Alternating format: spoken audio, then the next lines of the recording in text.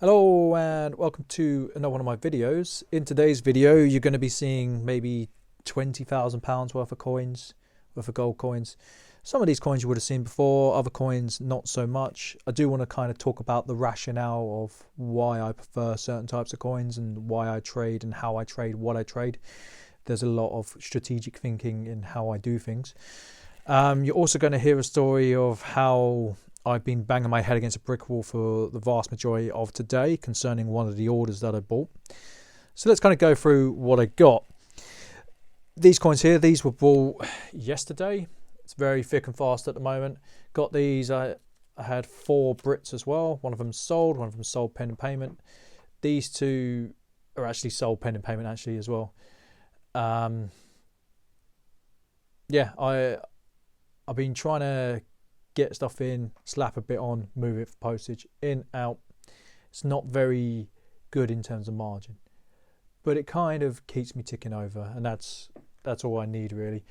So 2014s, 2017s, nothing wrong with these coins. Now the next thing I'm going to show you, this has been a right pain. I was offered by a gentleman a tube of 2021 double sovereigns. He offered it at a price. Well, he asked me what I would pay firstly. I offered him a price. He wanted slightly more. When I thought about it, I was like, you know, I don't mind paying that. It kind of gives me an out. So essentially I bought 30 sovereigns. It's not a cheap endeavour. But here's where it really the wheels started to fall off. So the coins have arrived. I'm pretty stressed. I don't really sleep that well with new customers, especially when they're selling, especially when I've got to pay them. I don't sleep that well because I'm always scared that I'm going to miss the post.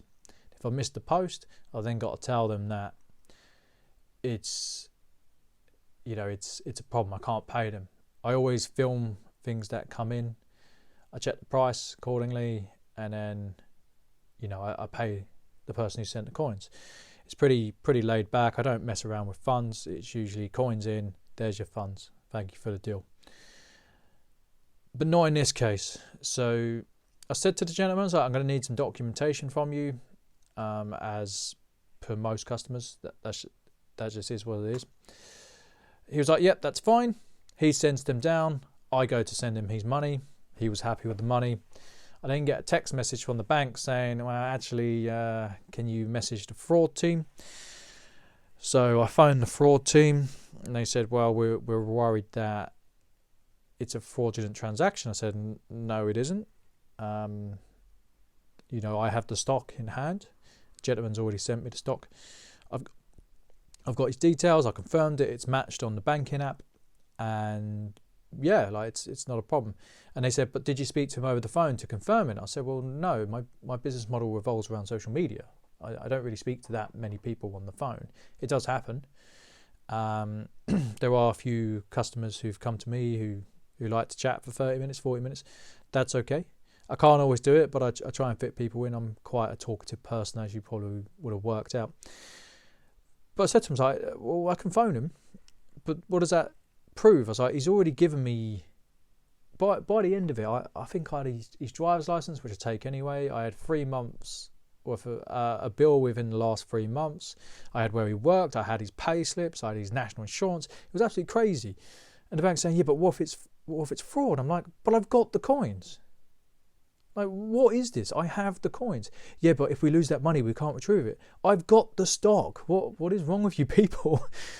So the transaction ended up getting cancelled, so it got returned to me. And then I said to him, well, no. Well, I tried to phone him again. I couldn't understand him. And then I tried to phone him again. I had to do my post run.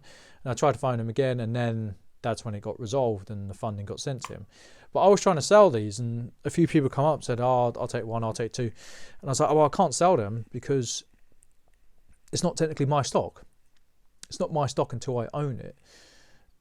I don't have a problem, selling it if the ownership is mine, but I'm not selling it off the back that the funds might get rescinded. What do I do then? No idea. So yeah, bit of a ramble, bit of a rant, absolute mindless bureaucracy if you ask me, especially considering I had the coins in hand. Nice tube. I like these. I'm not expecting them to sell out straight away. I'm actually okay with that because what it means is I've sold down some of my semi-Numi. I moved into a bit of Bullion, which I'm more than happy to do so. Now let's get into some grading results. 6 coins. What do you think of this coin? Absolutely beautiful, right? Great coin, isn't it? Yeah, here's where we find some skeletons in the closet. This didn't grade well. See it there? Now, I don't remember that, but I know I've got it on my spreadsheet at spot. So I might have bought this as Bullion and graded it anyway just to get it in a slab. But for the life of me, I cannot remember buying it like this, but I know on the spreadsheet I got it in for spot. How much is this worth? In truth, I'm not really sure. I'm going to have to do some digging. I know that from experience, coins like this, they tend to fill a void. They fill the gap. That's okay. It's not going to get top dollar. It's certainly not going to go for Bullion.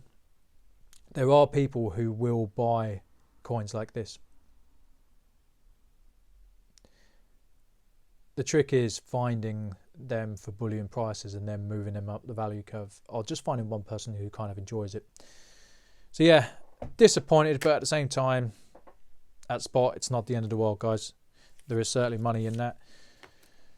Now this one here, this is one of 2, believe it or not. Or it was at least the last time I checked it. That's better. £2 coin, it's not really much fanfare. I graded it because it just looks swish. I don't always grade £2 coins. To be honest, there's not really much added value in graded £2 coins. I remember I had a DNA £2 PF70. I gave it away in the end for a 70. I was just thinking, yeah, you haven't really, you've wasted your time a bit there. Another dealer wanted it. It's okay. I think this is a great coin. Great looking coin. It's got a top hat. Can't go wrong. This coin here, so this is a 1988.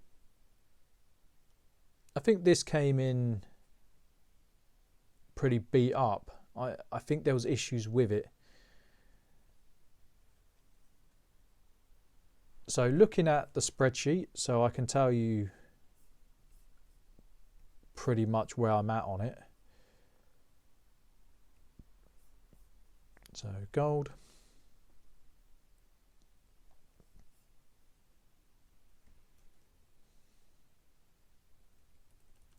Yeah, this was bought at spot. I think this came in with 2005 and there was issues with it because looking at the price, or looking at the prices, they're the same price. So they would have come in the same batch. I've always got kind of weird numbers when I buy because I just pay spot. They're coming to my supplier, I just pay spot on it. It's done all right, but you've got to move up the value curve. You've got to take the risk on it. So had this come in at as a problem coin, there's not really anything in it. Not really. But when you can get it in at the price I got it in and you can move up to a 69, you're winning. This coin here, you're going to say to me, why did you get it graded? One reason alone. I wanted to prove it was real. I wanted to prove it was authentic. This is an £800 coin. I got this at auction for, I think it was $380, $390. It's an £800 coin. I just wanted it to be proved real because I would have hated to have sold a dud, to come back, someone else has graded it. You know, I didn't want that. I've had that in the past on American and it's come from other dealers in the first place. So I thought, get it graded. I was going to keep it, but the reality is I've got other plans, so I can't. Now this was an interesting coin. This is a 2016, so it is a different design for the Queen's head. I sold this to a gentleman in Australia, and he had a colleague, a friend of his, look over it, and the consensus pretty much was it was trash. Now, I disagreed at the time, but I said to the gentleman, I was like, I've got another one off at grading. If you want to send it back, you know, I can do you a deal on the other one. Now, there is, you are going to see it. There was little black dots all over it, and I think they said, I think his colleague said it was a 66 or a 67, and I was like, not a chance, nowhere near. So I didn't mind changing it over. 69. I didn't think it was a 66 or a 67, mind you, but I wasn't expecting a 69. I was over the moon to get that done very well. This is an £800 coin. And last but not least,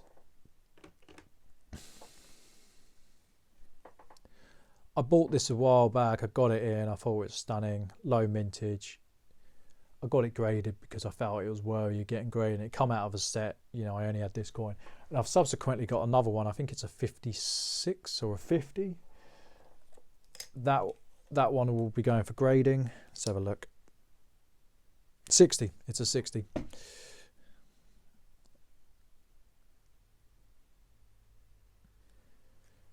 I put this in at around the 650 mark. Whether or not I will get that, I expect to be sitting on this for a while. I won't be buying any more of these in unless I'm picking them up pretty much for the lower end values, but I think I've done really well on that. It's funny because I end up paying, I think it was 550 for this coin, and then I won this one at auction for the price of a sovereign, and it was crazy. This is not worth the price of a sovereign. I probably slightly overpaid before moving up the value curve. That's okay. You know, I'm still learning my craft on certain coins. I still think this is a solid 650 coin. If I want to move it quickly, you know, I might have to drop it down, and then the margin is going to get squeezed, and I might walk away barely making anything. But that's okay, because having coins like this in your possession, I don't mind that trade-off. Low profitability, but it's a nice coin to look at. It's a nice bit of history. South African history is not a great history in many ways, but it is a nice coin. Anyway, take care, guys. Bye.